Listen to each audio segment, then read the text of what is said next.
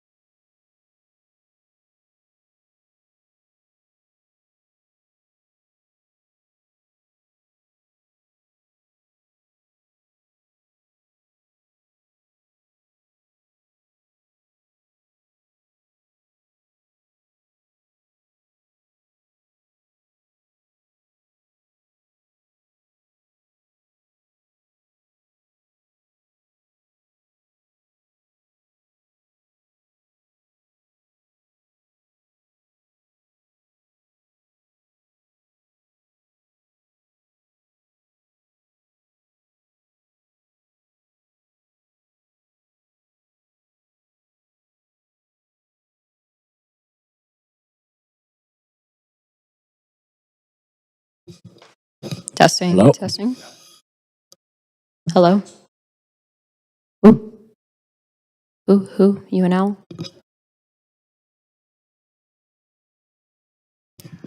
Should I keep talking? Because I did see me there for a split second, but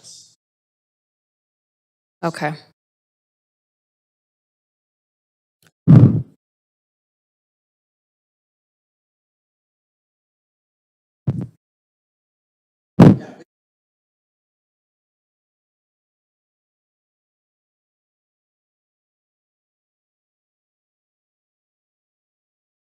Okay, it's hello, testing. Yep, okay. It's on the desk.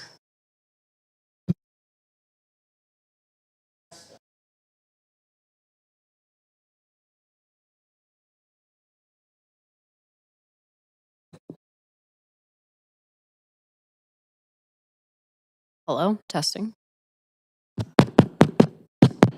Okay, light's not on, but that's on. There it goes. This one's all, oh yeah, weird. And this was working last week. 100% this was working last week.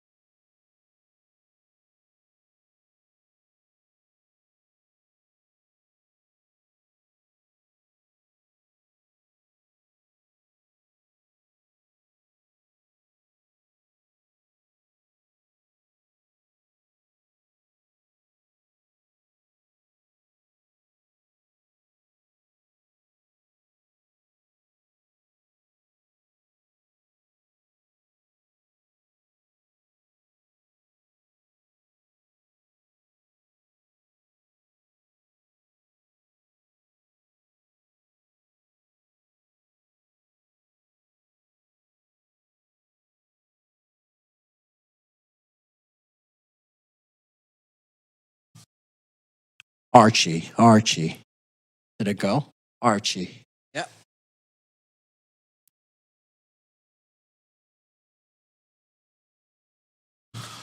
Sophia testing. Sophie. Yep. 2 Sophia.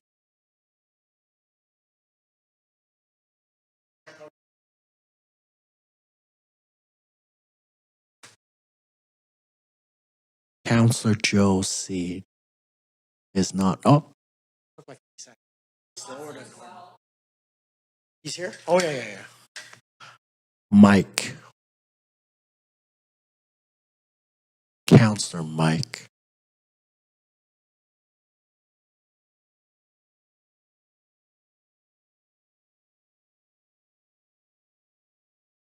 Testing chair mic, testing chair mic, testing.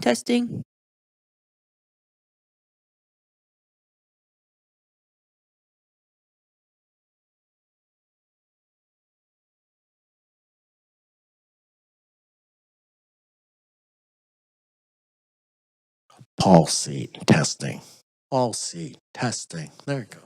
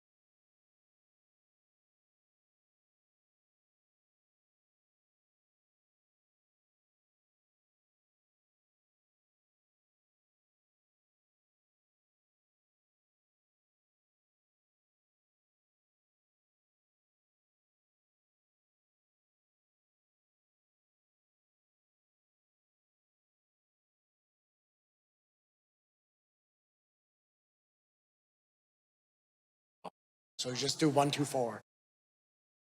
Yeah, now is like, I'm not playing with it. I had to panic like sick. I'm like, which one's this seat? Turn on this mic. See. See. Oh. Testing. 1, 2. That's good. That's good.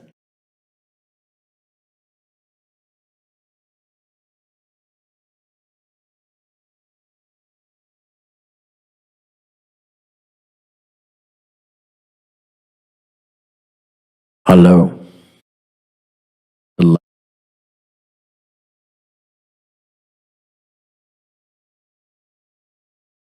See, that one's.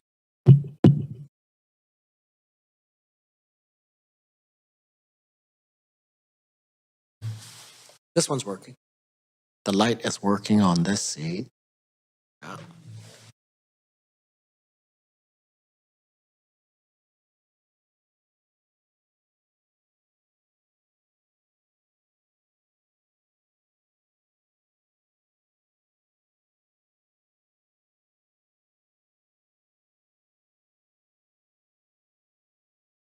It's okay. There's a panning here. I think we're good, right?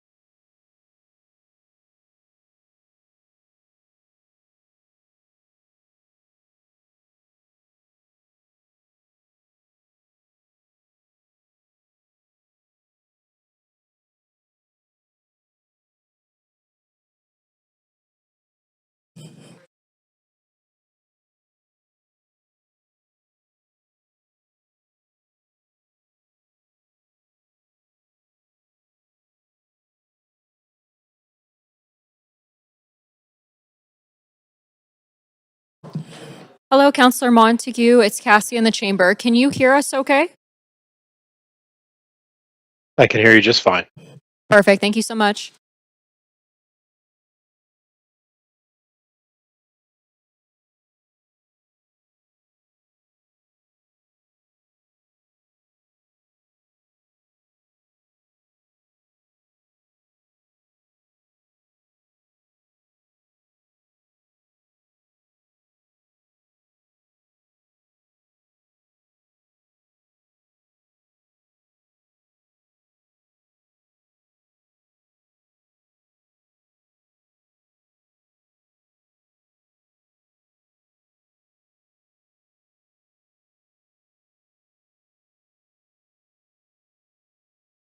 Okay, I'm going to start. Okay, Auditor General Committee, welcome back. We are continuing our public meeting. I'm just going to confirm we do have quorum. We have Councillor Montague online, Councillor Clausen, Councillor Joe, and myself. I'm going to get us started. We are proceeding with our agenda items, and that first item is the June 2025 follow-up report. Before we begin this agenda item, if anyone believes they have a conflict of interest, would you please declare or disclose it now? Hearing none. This item does have a presentation. I'll invite our Auditor General to make that presentation. I understand it is roughly 6 slides. Welcome, Mike. Thank you, Chair. It's very nice to be here. Events have conspired to cancel the last 3 meetings, elections and UBCM dates. UBCM dates, are you hearing me now? I'm just going to get your mic there, Mike. No pun intended. We're going to just get that set up for you. Hang on. Hello? Is it on? Okay. You got this one too? Okay. I'll move over closer. That's I need better. to come right close to it? Okay. Yeah, that's I can better. hear it. Thank All you. right. Okay, go ahead. Thank you. Chair, it's nice to be here. Events, of course, have conspired to cancel the last 3 elections, last 3 meetings, excuse me, elections and UBCM conflicts and other things. So it's nice that we can get together, and I'm sure we'll have a more regular cadence for the rest of the year. This is the 4th time that I've taken council through this process, so you're probably familiar with the format. I have a very brief presentation, as the chair mentioned, on the status of previous audit recommendations, followed by opportunities for the committee to ask questions of city management. Go to the next slide, please. Where my audits identify opportunities for improvement in the economy, efficiency, and/or effectiveness of the city's operations, I make recommendations aimed at addressing root causes. As Auditor General, I quite appropriately have no ability to compel the city to implement my recommendations, but I do ask council to endorse them. And consistent with that approach, this committee's terms of reference require it to follow up on the status of audit recommendations. I think it's better that it's recommendations that you've endorsed. This report being the fourth annual publication that will allow you to do just that. I ask city management to provide, in their own words, an update on the status of audit recommendations contained in the 7 audit reports my office has publicly issued to date. As representations of management, I provide no assurance regarding the completeness or accuracy of these statements. Instead, I invite you to consider whether city management's plans to address the audit recommendations are appropriate and whether the reported progress to date is adequate and plausible. City management's here to answer any questions you may have. This committee's terms of reference also allow it to ask for evidence. So that's up to you. If you feel it's appropriate and there's anything in specific you would like me to look at, please request it. Next slide, please. Thank you. Audited departments were asked to self-assess the progress under 4 categories. Fully or substantially implemented, I feel is rather self-explanatory. Alternate action taken taking action is both management's responsibility and its prerogative. If management can find alternate approaches that address the issues underlying recommendations, then I consider that both appropriate and a success. The fully or substantially implemented or alternative action taken categories were merged in the upcoming summary table, as I consider both to represent completion. Partially implemented means some work is underway, and no substantial action means the department has not taken action. I don't necessarily take that as a rejection of a recommendation. It can represent the fact that management needs to prioritize, and there's often a logical order in which actions need to be taken, and that some recommendations take more time than others. Next slide, please. Thank you. I'm pleased to see that of the 47 recommendations included in the 7 audit reports released publicly up to June 2025, the city reports having fully or substantially implemented 18 or 38% of my recommendations, and action has begun on virtually all of the remaining recommendations. While I've done no work that would allow me to comment on the veracity of these statements, I will say it's gratifying to see audited departments report progress on the vast majority of the recommendations brought forward.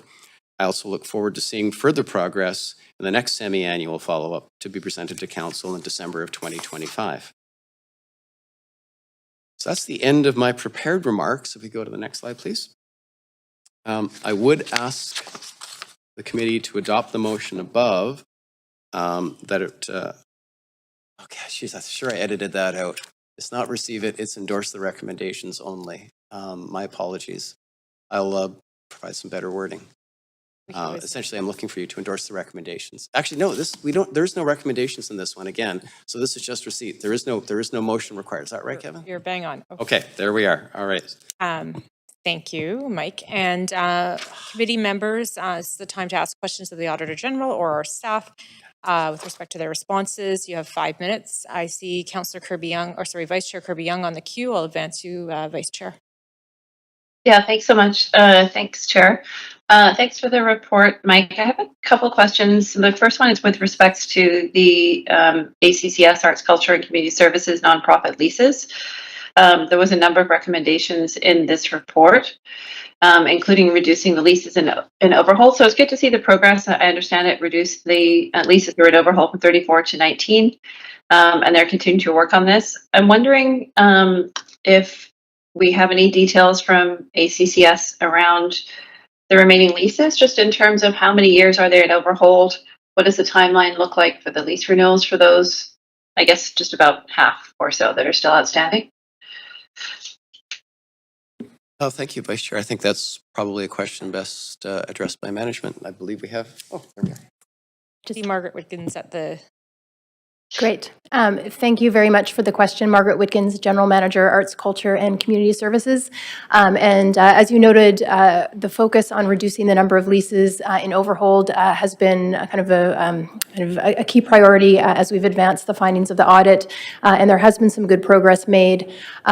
Some of the things that affect the timing for how we move through those, there are some historical leases that are very complex and might require coordination with respect to upcoming capital work, et cetera. And so what we've really been doing is focusing on where we can make near-term headway quickly in order to reduce that overall number, knowing that there are some that are particularly complex that will take a longer period of time. And should council want more information regarding overholding, there is a component of this work that requires us to report back to council on the leases that are in overholding, and that will be forthcoming. Timing? Yeah, that would be forthcoming in the fall. Yeah, thanks. The report will come in the fall, and that will detail sort of the average number of years that something's in overhold, for example, and the timeline for renewal. Correct. Report? It will show all of the leases in overholding, the timeline, and then also the kind of the planned approach to prioritize.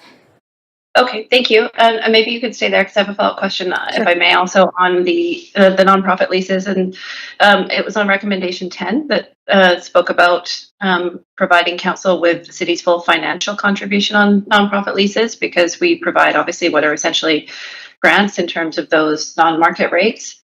I note that this timeline has been moved out by over a year, from supposed to be March this year to May of 2026. Why is that? We are introducing the requirements to capture this information as part of leases ongoing, and so that would be before council on a lease-by-lease basis currently. And the milestone in May reflects when we would be able to report on that in an aggregate way as part of our annual grant report. Okay. Is there any opportunity to do an interim when we do? Because I think we have semi-annual. We have sort of rotating grant reports, or do we have to wait a year to get a bit of a state of the nation of what the total financial contribution is from the city? I think we could take that one away and explore whether there's the opportunity for a nearer term report back on that. Thank you. I appreciate that. Thank you. And then my last question, I think, is to Mike McDonnell, unless there's a VPD rep there. But I'm just looking to confirm. I think I made previous requests at committees to ask for written confirmation around if the VPD had secured external cybersecurity expertise. I believe that the chair had committed to providing some confirmation back by March. Have we received that? I have not, but we do have a representative from VPD here. Okay. When you approach, can you please introduce yourself? Are we expecting the written response to come back that the chair had committed to? Go ahead. Yes, good morning. Simon Demers, I'm the Director of the Planning, Research, and Audit Section. Regarding the cybersecurity posture of the VPD, my understanding is that we entered into an agreement with an external firm on a retainer to provide cybersecurity expertise. Is that the question that you were expecting? Yeah, well, the chair, Chair Jason Murray, had committed to providing a written response back to the committee on that matter, and we have not received that. Okay, sorry, that was not on my docket, but I can bring that back to the team and Okay, reiterate. Yeah, that was, Okay, thank you. thank you. Thank you, Vice Chair, for those questions. And yes, that we'll look forward to follow up on that point because that was raised at the last meeting. Okay, I'd also propose an amendment at the appropriate time to the report. Okay, thank you. We'll see if we have any other questions from committee members. Any other questions on the interim report? Okay, seeing none, Councillor Kirby-Young, we can move you to an amendment queue. Yeah, thanks, Chair. I've emailed this into the clerk, and it's just closing the loop on the VPD question that I asked about getting written confirmation back on the VPD securing the external cybersecurity expertise. I know that there is sort of differing responses we've received, so I'm just looking to do our due diligence and close the loop on that piece. And I think the clerk has the language there, and it's asking for that letter back to the committee as was committed to by the board chair. Thank you. Thank you, Vice Chair. I'm just going to have you added to the amendment queue. Oh, right, it is a main motion. Thank you. Main motion. Go back to main queue. It is a main motion, right? I'll need a seconder. Seconded by Councillor Clausen. Any discussion? Oh, hey, hang on one moment. I have I think the Auditor General wants to raise a question or comment. I believe it was the chair of the Audit and Finance Committee who was speaking to council, not the chair of the police board. Okay. Councillor Kirby-Young, do you want to amend that? No, I think the motion still works because it just asks the police board to respond. And I think that would be appropriate. It's coming back from the board. So I appreciate the AGC noting who the comment was made by, but I think that the language of the amendment should still be fine. Agreed. Okay. I see no one on the queue, so I'll call the question. We can vote with hand. Well, actually, we could just vote with hands. And all in favor? Aye. And to those online? And that passes unanimously. Thank you. Thank you, Vice Chair. I think that was good, and appreciate that follow-up direction is coming through the committee. So look forward to that. And I see Councillor Kirby-Young, do you have any other questions or comments? I still see you on the queue. No, I'm happy, just appreciating the work and the follow-up now that the committee is undertaking and the work that the Auditor General is providing back to us so that we can see not just that audits are completed, but that meaningful changes are made. And so I think that that has been a positive addition as this office is further developed. And I'll leave it there. Thanks. Great. Thank you. Thanks, everyone. Well, that concludes report 1. And we will now move to report 2. My mic is not working. Yes. Sorry about that. I'm just going to, sorry, I couldn't get in there before you voted. I'm just going to suggest that this committee consider all discussions of cybersecurity to take place in camera rather than in public for obvious reasons. Thank you. Yes, certainly. Duly noted. Thank you.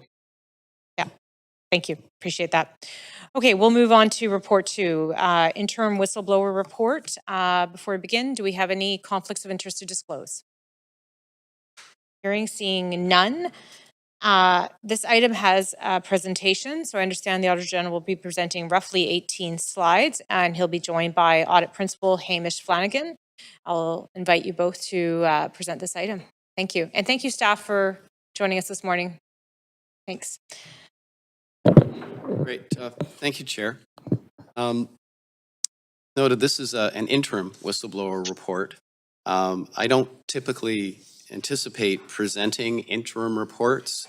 The whistleblower policy requires only an annual report, which I released in January and delivered to this committee in February of this year.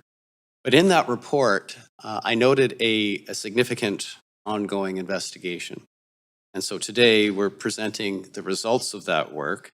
I wanted to get it in front of you because the findings are significant, and particularly the 19 recommendations in the report, 16 of which are directed specifically at systemic weaknesses, which allowed the findings that will be presented to you to transpire in the first place. I'll be seeking your endorsement of these recommendations with the intent that I'll follow up on them in my annual whistleblower report, which will be delivered to you early next year. So with me, I have Hamish Flanagan, who's the audit principal responsible for whistleblowing and investigations, and I will turn things over to him. Fantastic. I'm just going to interject for one moment, just because we're close to noon. I need to get a motion to extend past 12 noon to complete this item. Moved by Councillor Clausen. Can I get a seconder? I'll second. Seconded by Councillor Montague. Any discussion? Hearing none. All in favor? I can't see online, so you let me know if that's carried. Okay, and that carries. Thank you. Now you can proceed. Thanks. Thank you. So we'll go to the next slide. Thank you. So for a little bit of context, this is the first major investigation involving a whistleblower under the new whistleblower policy. And just to sort of set the context a little bit, this slide shows that the allegations centered on an employee in a city function who conducts inspections. It was raised with City First, progressively higher levels of management, and then shared with the OAG appropriately under the whistleblower policy by a general manager who was aware of their obligations under that policy. As the Auditor General mentioned, it was referred to in the first annual whistleblower report as a significant ongoing investigation. So what I'm going to do is just, we've grouped the allegations into 5 sort of main issues or themes. So I'm just going to walk through each of those for you to give you an overview. So next slide, thank you. So allegation 1 is that an employee had a conflict of interest when conducting inspections for the city. Next slide. Obviously, a conflict of interest can create a situation where city employees are using their public positions for private enrichment and are biased in their judgment. And in fact, you can't have a public service with conflicts of interest by definition, because public servants are not acting in the public interest but in their own private interest. Unfortunately, the whistleblower investigation found that an even broader and longer standing conflict of interest than had been raised with our office. There's a classic conflict in that private interest conflicted with the individual's public duties. So the employee had a significant ownership interest in a private sector business which conducts work subject to inspections by the employee's work area. The activity in the business included being involved in renewing the business license and submitting requests to the city on the business's behalf. The employee also, to our surprise, we found had made inspection decisions about the business, all of which you won't be surprised to learn were favourable towards the business. The employee didn't comply with the city's conflict of interest policy and the declaration processes which the city has developed in recent times. However, city management didn't document the conflict or mitigate it when they were alerted to it, which meant that it was ongoing over many years. And that was a function of both not disclosing it, obviously on the part of an employee, but also management at the time not addressing it properly when it arose, which pointed to broader issues, at least in the unit. We found that there were no declarations at all in relation to conflicts, despite widespread industry connections. Staff typically recruited from industry because they have industry knowledge, which makes them good at their job, but obviously also lends creates situations of potential conflict. So this is why, despite the city having a conflict of interest policy already and the employee not having complied with it, we still have recommendations about conflict of interest to the city, illustrating the combination of both employee and broader system supports that contributed to this significant failure. Next slide, thank you. Allegation 2 was that the same employee gave private sector contractors preferential treatment in inspections. Inspections approved without meeting the required standards obviously create risks to public health and safety. Applying different inspection standards to different contractors can give those who are favoured an unfair advantage over their competitors and create a race to the bottom for standards. Although it's difficult to conclude definitively whether this private sector contractor received preferential treatment from the city employee, the data analysis and qualitative research supports this. The employee conducted a disproportionate number of inspections involving a contractor that the complainant had raised concerns about. It was the second most frequent inspector of that contractor, but despite that had never made an unfavourable decision. In contrast, other inspectors had routinely failed the contractor about 15% of the time. Overall, then, we had serious concerns that preferential treatment had occurred. And as a postscript, we note that we have, since the short period that since we made this report public, this interim report, we've received some additional allegations about the relationship between this inspector and another contractor. Next slide, thank you. Allegation 3 was about the employee accepting bribes from private sector contractors in exchange for favourable inspections. Next slide. We found that employees stated that bribes and hospitality are routinely offered to inspectors. The employee confirmed that the contractor that appeared to have received preferential treatment from that employee had offered a bribe, but the employee stated they did not accept this or in fact any bribe, and said that they used the offer as a teaching opportunity in the unit. So there was no admission that bribes had been accepted. The information that we've received and gained during our investigation will, however, be referred to VPD for consideration, given that they are the experts in matters of criminal allegations which arise in this. And we have some recommendations tied to this issue. We think it would be useful for the city to receive information about when their employees receive offers of this nature, that they should be reported and that they should be recorded so that they can educate contractors and those making offers, and also so they have the awareness of the extent of the issues. Next slide, thank you. Allegation 4 is that an employee was wearing city-branded attire while acting in a private capacity. Next slide. We found that the allegations that were brought to us were accurate, but the context changed their significance. The employee was at a meeting in an official city capacity when a private contractor asserted that the employee worked for them rather than working for the city. The employee stated that they renounced this status and clarified that their presence was in an official capacity with the city.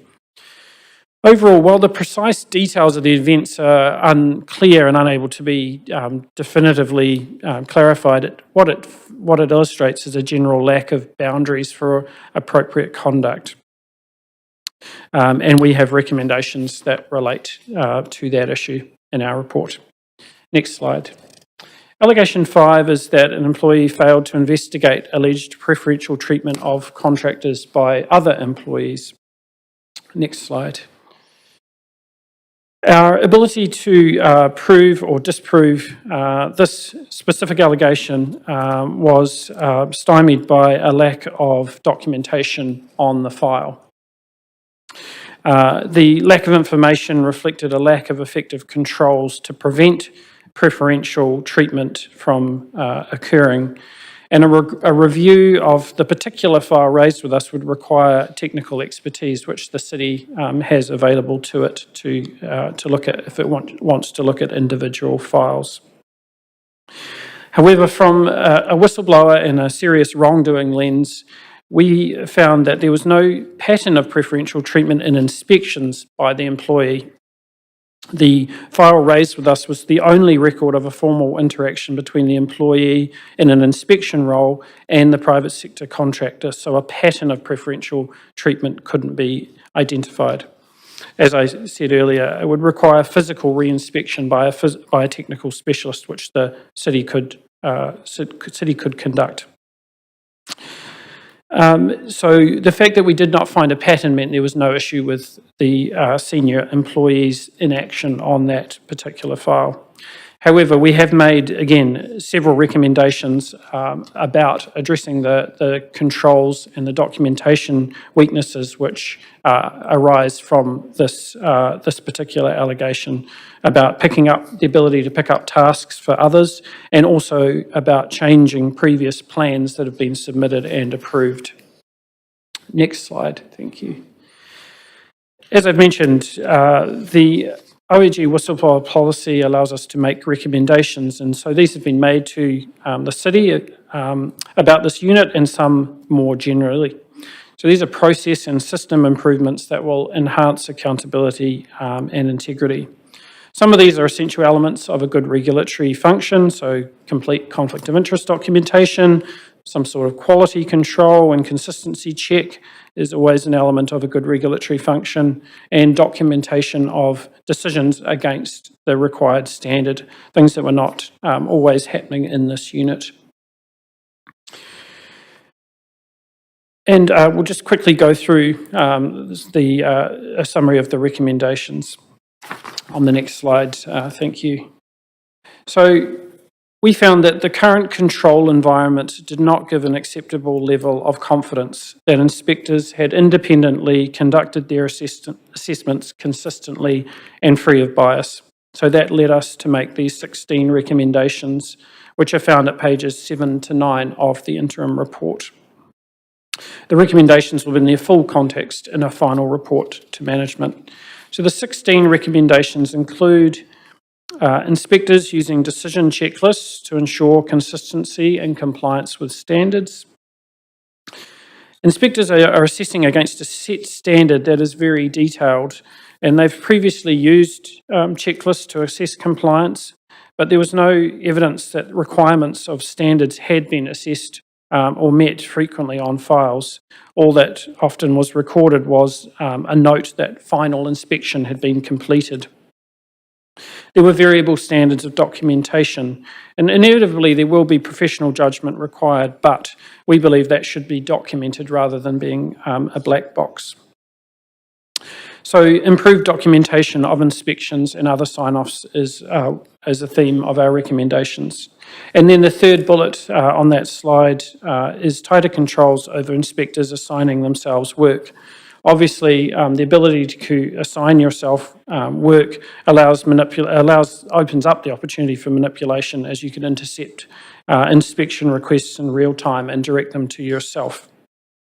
You can also pick up on previous failed inspections and provide more favourable review, and there were instances of that raised with us.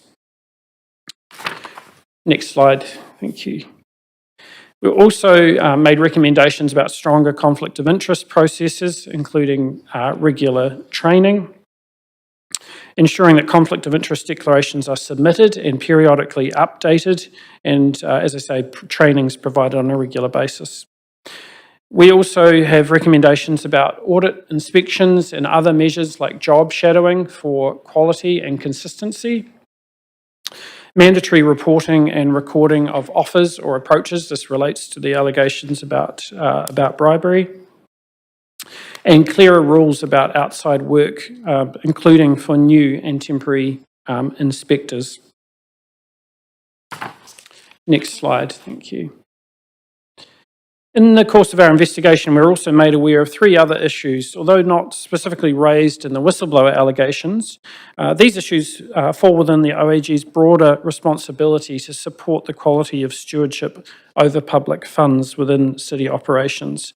And these issues were raised with city management for consideration.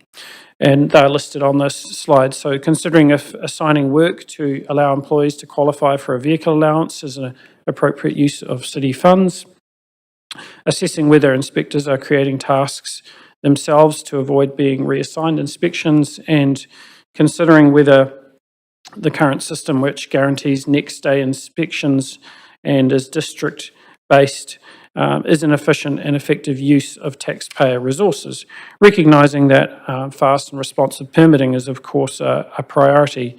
But the question is whether the current model actually is an effective and efficient use of resources to achieve that outcome, given the significant amount of resources required.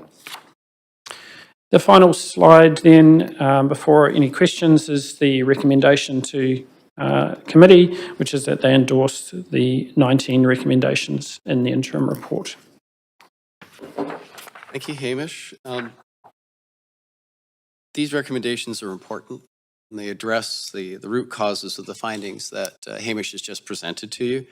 And I would ask for this committee to formally endorse them.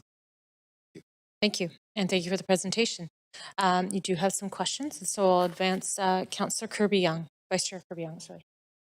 Yeah, thank you for the work. And I think that this report highlights the importance of having a whistleblower function that is credible and that people feel comfortable coming forward.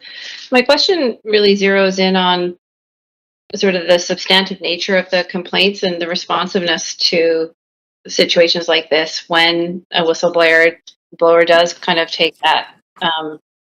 Sometimes I think it can be a daunting step to actually lodge a complaint.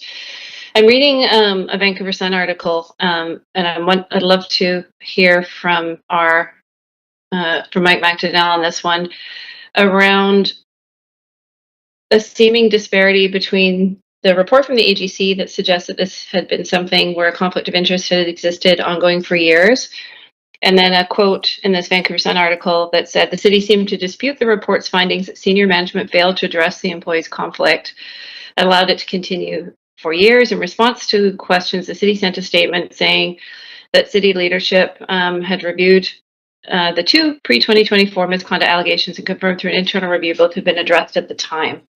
So can you walk us through, from the perspective of your review, a seeming disparity between the report that you're presenting today and the city's response there? I would not presume to speak on behalf of city management. However, in terms of what we have in the report, we have ample evidence substantiating all the comments that have been made in there. There were specifically 4 inspections that were conducted by the individual in question that were presented a conflict insofar as the individual had a business interest in what they essentially are respecting their own work. When queried, we were told that management had been alerted and that subsequent inspections or re-inspections were done. But in the system, there was no record of that. There was no record of the conversations. There was no record of re-inspection. And the individual in question was still the inspector of record. And then it reoccurred 3 years subsequent to those events, suggesting that whatever precautions may have been agreed to weren't actually working. So really, that's what we found. That's what we've reported. That is my job to call it as I see it, report what I find. But I can't speak to any representations from anyone else. Okay, so from your perspective, following up on that, if I can, you would suggest that this really underscores the importance of having those procedures in place, such as having an annual declaration of conflict of interest done, or having one on file for every employee, like maintaining records, all of those various steps and procedures, given what appears to be a particularly vulnerable area, given the function of these inspectors? Well, this work people are in a position of trust. Just as an example, I use my office. Every member of my staff does an annual declaration of potential conflicts of interest. And I do one as well to the Auditor General Committee. And the whole purpose of that is to, so that that trust is supported. When you see examples like this, it doesn't support trust in the institutions of government and the effectiveness of what's being done. So I think it's vitally important that where staff do have conflicts, that they are disclosed, openly discussed, and proper steps are taken. Okay, and then in my last minute on point 3 around the finding that the OAG was unable to substantiate allegations related to taking bribes. So not substantiate does not necessarily mean it has not happened. It doesn't necessarily mean that it has happened, but it's the intention, just to be clear, that that is being referred to the VPD. Is that correct? Yes, that's correct. Investigation of matters that might be criminal in nature is well beyond the scope of me and my office. And so subsequent to this meeting, we will be making a referral of what evidence we've gathered for the VPD to do with as they feel is appropriate. Okay, I'm going to leave it there for now. Thank you, Chair. Thank you. Councillor Clausen. Thanks very much, and thank you for completing, I guess, the first round of the whistleblower office for the City of Vancouver, and it's, I think the results are quite interesting. I wanted to just get as a sort of a general take from you, Mike. This was, we don't want to see things like this to be a one-off. Is there a way for us to make sure that we don't have repeat episodes? What are the sort of ways that you think that we can make sure that this happens just across all of our systems here at the city? It's quite an insightful question insofar as the reason why we did the work that we did, went into the depth that we did, and made the recommendations that we have, is precisely to address the risk of a reoccurrence and to prevent it from happening again. We can't change what happened in the past. We determined what hadn't happened in the past. We went deeper and understood the systemic reasons for why what happened could happen. And so the 16 recommendations speaking to that, to the system improvements, are designed to prevent it from happening again. It's not a major investment in systems. It's implementation of appropriate supervisory procedures and oversight to put in place controls that will ensure that individuals cannot do the same thing as what we found had happened. Thanks very much. I'm going to direct my next question or questions to city staff. And what I'd like to know is objectively your first impressions of the recommendations, and not asking you to respond obviously to all 16 of them, but to just give a high level sense of are these achievable? Are they could they be developed into a work plan? And are there some really obvious ones, for example, code on how a tire is worn outside of regular work hours? Is there some comments, and maybe the deputy city manager or the general manager permitting here? So thank you. Thank you for the question, Corey O'Kell, General Manager, Development, Buildings and Licensing. So I have reviewed the recommendations and worked with the AG's office to look at those. I believe generally I agree with most of the recommendations, and we'll be looking at incorporating them into a work plan. Do you foresee, we're pushing our permitting department, among others, pretty hard on timing and timelines and making sure that work is done well and efficiently. Do you feel as though that what you're seeing here would be able to incorporate that, but still maintain that drive towards a appropriate amount of time for permit approvals, for example? Yeah, some of the recommendations do speak to capacity of the inspections teams, which would have to be looked at in further detail.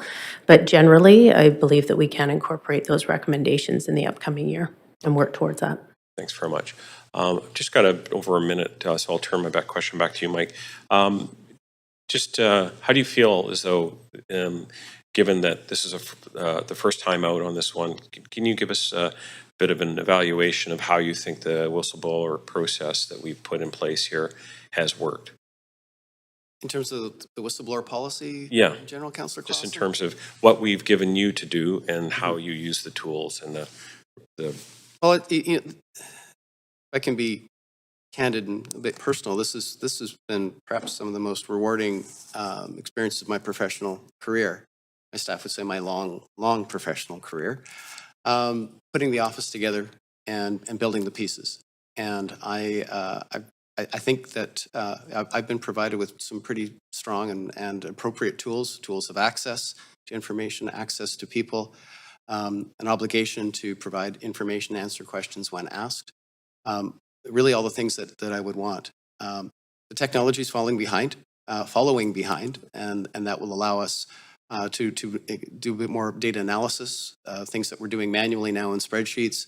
We will have computer-assisted tools to work on, and I'm really looking forward to seeing how much more we can do when we have those in place. just have about 20 seconds left. What are the risks if this does not work? If the work around whistleblower, our policy does not work? I see two big risks, Councillor Clausen. One is that it undermines the quality of inspection work that's going on. But I think the bigger issue is potential to undermine confidence in the city and its institutions and the work that's being done. If it's known that city inspection work is not being performed adequately, or if there's ways to circumvent it, that can't do anything but harm the city's reputation. Thanks very much. That's my time. Thanks, Councillor Clausen. I'll advance myself. I have a question for you, Mike, just around, you indicated in your report that maybe not surprising that employees who become inspectors, they come from industry themselves, so they might inherently have some conflicts. They might be involved in business. I'm just curious, are there other areas of the city where you have observed where there might be a similar, we recruit from industry and there could be the possibility of conflict? You were looking in terms of permitting and inspections, but from your experience so far, are there other areas of the city where this could potentially arise? I guess is the question, or other departments. Just thank you, Chair. My own office, I recruited some staff from internally in the city, and there was a hard stop in that work, and they could assume work in my area, but there really wasn't an overlap. That would have been a conflict of interest. So I mean, it's not uncommon, and it's to be expected. I can't speak to other regulatory functions that the city performs. I don't have firsthand knowledge of that, but I'm sure it's something that could exist, but I really can't say anything more. Okay. I appreciate that. And then last question is just around, you highlighted in the recommendations around strengthening the conflict of interest disclosures or procedures around that, ensuring they're done annually. Do you see that as also being part of onboarding for new employees as well, as we're bringing on new employees into these roles, that education and awareness is highlighted in those early days? Absolutely. Short answer. Just again, to use my office as an example. Before I onboard anyone, there is a rigorous background check. There's discussions of associations, what associations may or may not be allowed to continue once you become an employee of the Office of the Auditor General for the City of Vancouver. I would think anybody moving into a position of trust, be that an inspector or a member of council, we all have our responsibilities and our loyalties, and we have to prioritize. And sometimes saying yes to one thing means saying no to something else. Thank you for that. I don't see anyone else on the queue for questions, and we don't have speakers to this. So could I get someone to move the recommendations? Moved by Councillor Clausen, seconded by Vice Chair Kirby-Yung. Any discussion? Seeing none, I'll call the question, and I'll ask that everyone vote online, please. And clerks, if you can have a vote assist in favor for myself.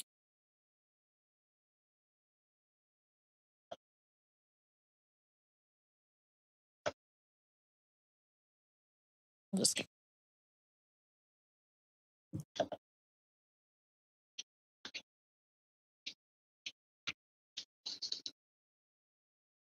got the results in? Okay. Let's give Vice Chair, you had an opportunity to vote. Yeah, I did. Let's see why it's not taking. Let me try again. There we go. Perfect. Thank you. Okay. Thank you. And that passes unanimously. Thank you, everyone. Also, thank you to our advisors who also represented the committee, although they can't vote. We appreciate you being here. That concludes report 2. Now need a motion to adjourn. Moved, seconded, all in favor? And that carries. Thank you, everyone. Thanks, staff, for being here. Thank you to the Auditor General team for being here. Thanks you to our clerks who've navigated some complexity this morning. Thank you.